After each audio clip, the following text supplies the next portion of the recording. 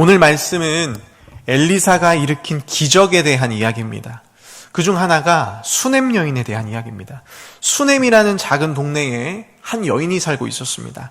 어느 날 엘리사가 그 동네를 지나게 됩니다. 여인은 엘리사를 보고 그가 하나님의 사람이라는 것을 알아봅니다. 그를 집으로 데리고 와서 정성껏 대접합니다. 엘리사는 고마운 마음에 여인에게 무엇이 필요한지 묻습니다. 그러나 여인은 가진 것만으로 충분하다고 사양합니다. 그때 게하시가 그녀에게 아이가 없다는 사실을 알려줍니다. 엘리사가 그녀를 불러서 말합니다. 내년 이맘때 아들을 낳게 될 것입니다. 엘리사의 말대로 그녀는 이듬해 아들을 얻게 됩니다. 오랫동안 자녀가 없던 가정에 하나님께서 귀한 생명을 주셨습니다. 그러나 그 기쁨은 오래가지 못했습니다. 수넴 여인의 가정에 갑작스러운 비극이 찾아옵니다. 어느 날 아이가 추수하는 아버지를 따라 나갔다가 갑자기 머리가 아프다고 울기 시작합니다. 당시 이스라엘의 추수철은 체감 온도가 40도를 웃도는 뜨거운 날씨입니다. 아이가 따가운 떼약볕 아래 있다가 일사병에 걸렸습니다. 당황한 아버지가 일꾼을 불러 아이를 급하게 집으로 옮겼지만 얼마 지나지 않아서 숨을 거두고 맙니다. 그토록 기다려서 얻었던 아들인데 너무 허무하게 죽어버렸습니다. 21절을 보면 여인은 기적처럼 아이가 살아나지 않을까 엘리사가 묵었던 침상에 아이의 시신을 눕힙니다. 그리고 아이의 죽음을 숨기기 위해서 방문을 닫습니다. 왜요? 죽음이 알려지는 순간 장례를 치러야 합니다. 그러면 아이를 살릴 수 있는 기회가 사라집니다. 여인은 아이의 시신을 방에 숨기고 엘리사를 찾아가려고 합니다. 남편에게 엘리사를 만나러 가겠다고 나귀 한 마리와 사환 한 명을 붙여달라고 부탁합니다. 남편이 의아해서 묻습니다.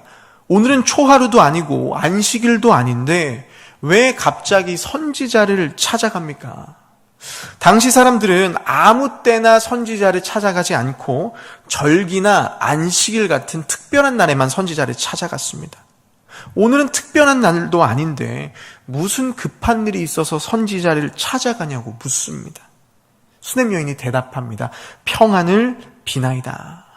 아무 일도 없다고 남편을 안심시키고 엘리사를 찾아갑니다.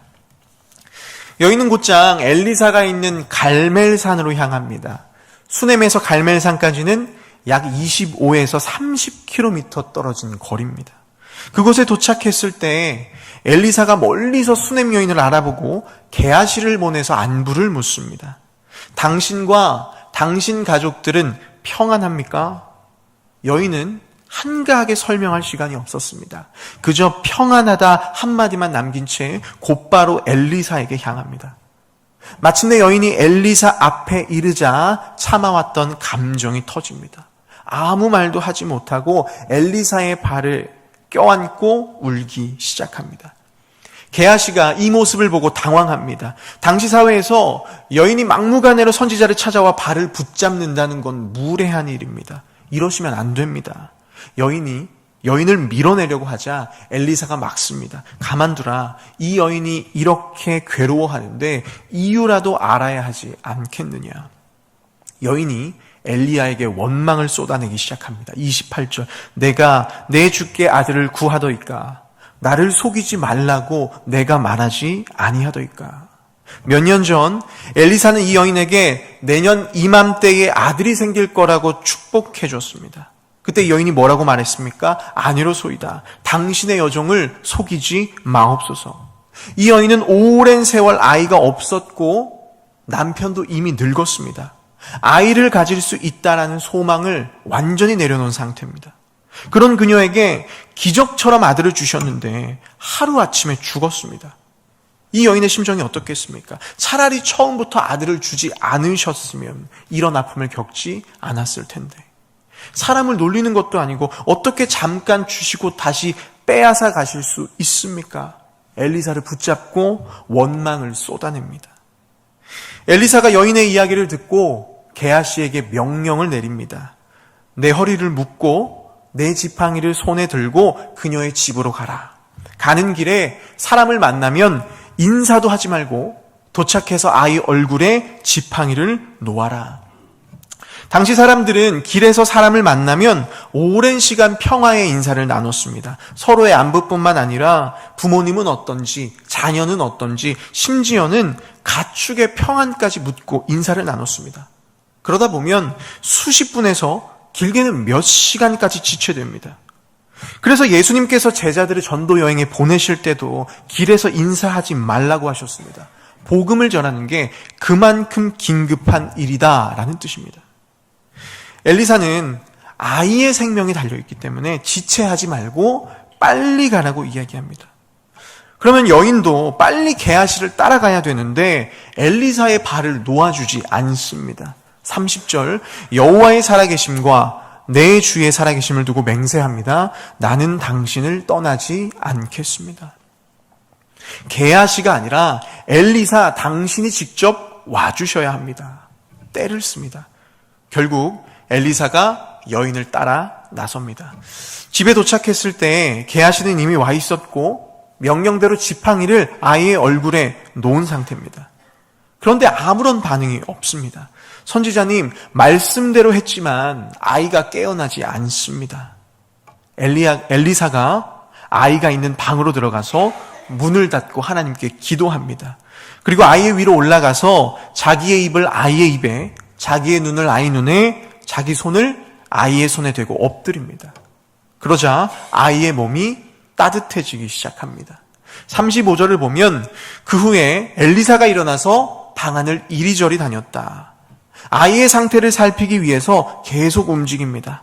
그러다가 다시 아이 위에 올라가서 엎드립니다. 그때 아이가 재채기를 7번 하더니 눈을 뜹니다. 아이가 살아났습니다. 여인은 살아난 아이를 보자마자 엘리사의 발 앞에 엎드려 절하고 아들을 품에 안고 방을 나갑니다. 38절부터 마지막 절까지의 말씀은 엘리사가 일으킨 2가지 기적에 대한 이야기입니다. 첫 번째는 독이 든 국 사건입니다. 엘리사가 아이를 살리고 다시 길갈로 돌아오는데 얼마 지나지 않아서 그 땅에 흉년이 듭니다. 열왕기하 8장 1절을 보면 무려 7년이나 지속된 엄청난 대기근입니다. 당시 길갈에는 오늘날의 신학교처럼 선지자를 양성하는 학교가 있었습니다.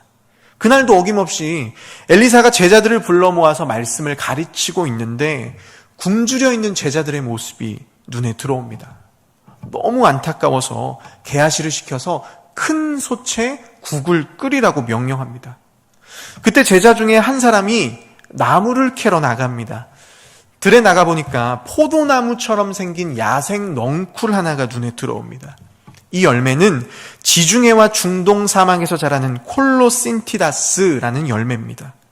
모양은 참외나 호박과 비슷한데 맛이 쓰고 독성이 있어서 조금만 먹어도 복통과 설사, 구토를 일으키고 심지어는 심하면은 사망에까지 이를 수 있는 위험한 열매입니다. 그걸 먹어도 되는 열매라고 생각하고 끓는 국에 넣습니다. 사람들이 그 국을 퍼서 먹기 시작하다가 깜짝 놀라 소리칩니다. 40절, 하나님의 사람이여 솥에 죽음의 독이 있나이다. 국이 너무 써서 먹을 수 없습니다.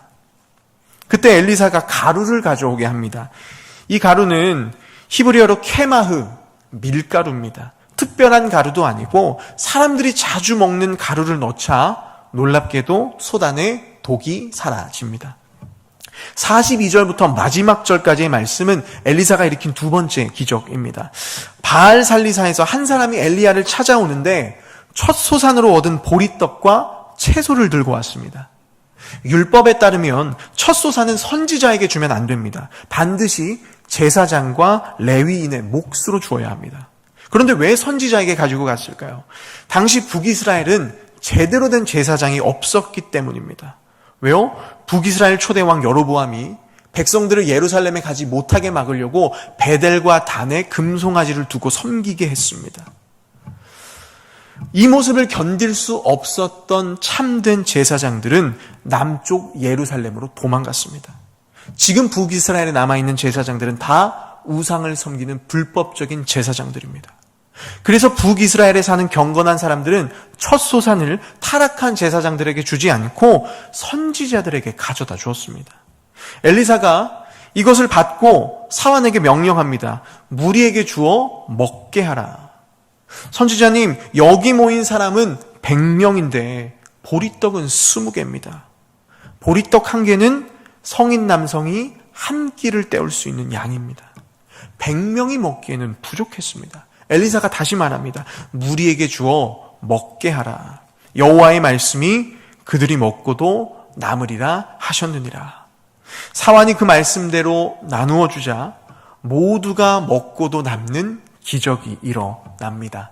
말씀을 정리합니다. 오늘 말씀에는 엘리사가 일으킨 3가지 기적이 나옵니다. 각기 다른 사건처럼 보이지만 하나의 공통적인 주제로 묶입니다. 죽음입니다. 한 가정에 찾아온 아이의 죽음, 큰 솥에 들어온 독이라는 죽음, 땅을 삼킨 흉년과 기근이라는 죽음입니다. 3 사건의 공통점은 모두 다 죽음입니다. 여러분, 사람들에게 죽음은 무엇입니까? 끝이고 절망입니다. 우리는 인생의 죽음 같은 절망이 찾아올 때 너무 쉽게 결론을 내리는 경향이 있습니다. 이제 늦었다. 모든 게 끝났다. 저 사람은 변화되지 않을 거야. 이 사역은 실패할 거야. 우리 가정에, 우리 공동체에는 소망이 없어. 하나님께 묻지도 않고 내가 먼저 안 될 거라고 결론을 내립니다. 여러분 기억하십시오. 죽음의 판단은 우리가 내리는 게 아닙니다. 내가 끝났다고 선언한다고 해서 끝난 게 아닙니다. 그러면 언제 끝입니까? 하나님이 끝이라고 말씀하셔야 끝입니다. 오늘 수냄 여인을 보십시오. 그녀에게는 아이가 죽었다고 말할 수 있는 순간이 너무나 많았습니다. 남편에게 장례를 미루자고 말할 수도 있었고 사환 게하시에게 아이의 죽음을 털어놓을 수도 있었습니다. 그런데 수냄 여인은 끝까지 세상과 사람을 향해서 죽었다라는 말을 입 밖에도 꺼내지 않습니다. 아이의 죽음을 인정하지 않겠다라는 게 아닙니다. 부모가 자기 자식 죽은 걸 모르겠습니까? 그녀가 입을 다문 이유는 하나님을 향한 믿음이 있었기 때문입니다. 아직 하나님이 끝이라고 말씀하시지 않았다. 여러분, 성경을 보면 하나님의 일하심은 하나같이 인간의 소망이 끊어진 자리에서 시작됩니다. 오늘 수냄 여인도 마찬가지였죠. 오랜 세월 아이가 생기지 않아서 기대조차 하지 않고 있었습니다. 그래서 엘리사가 아이를 가질 거라고 축복하니까 뭐라고 이야기합니까? 나를 속이지 마십시오. 말도 안 되는 이야기입니다. 수냄 여인은 거기가 끝이라고 생각했습니다. 그런데 하나님은 소망이 끊어진 자리, 죽음에서 생명을 잉태하셨습니다. 수냄 여인은 그것을 몸소 경험했던 사람입니다. 아, 하나님은 인간의 소망이 끊어진 곳에서 일하시는 분이시구나. 그 하나님을 경험했기 때문에, 그 하나님을 알았기 때문에 아이의 죽음 앞에서도 끝이 아니라고 고백할 수 있었습니다. 여러분, 우리는 수냄 여인이 경험한 기적보다 더 큰 기적을 경험한 사람들입니다. 수냄 여인처럼 없었던 것을 얻은 수준이 아닙니다. 예수 그리스도를 통해 죽음에서 다시 살아났습니다. 아들이 없던 집에 아들이 태어난 것도 큰 기적이지만 멸망으로 향하던 자가 천국 백성이 된 것은 비교할 수도 없이 더 큰 기적입니다. 그 기적을 경험한 우리가 어떻게 인생의 작은 문제 앞에서 끝이라고 소망이 없다고 결론 내릴 수 있겠습니까? 그래서는 안 됩니다. 우리를 죽음에서 살리신 하나님은 여전히 살아 계십니다. 여러분, 하나님께서 오늘 여러분의 삶에 아직 끝이라고 말씀하시지 않으셨습니다. 우리 눈으로 보는 끝과 하나님이 보시는 끝은 다릅니다. 이 아침 여러분의 인생을 쥐고 흔드는 죽음에게 마지막 발언권을 넘겨주지 않으시길 바랍니다. 죽음이 너는 여기까지야, 아무것도 할 수 없어라고 외칠 때 굴복하지 않고 아직 하나님께서 말씀하시지 않으셨어. 죽음아, 너는 내 삶을 결론 내릴 수 없다라고 선언할 수 있는 믿음의 사람이 되시길 바랍니다. 내가 끝이라고 생각한 자리에서 하나님은 새로운 문을 여십니다. 그 하나님을 신뢰하며 날마다 기적을 경험하는 복된 인생이 되시기를 주님의 이름으로 부탁드립니다.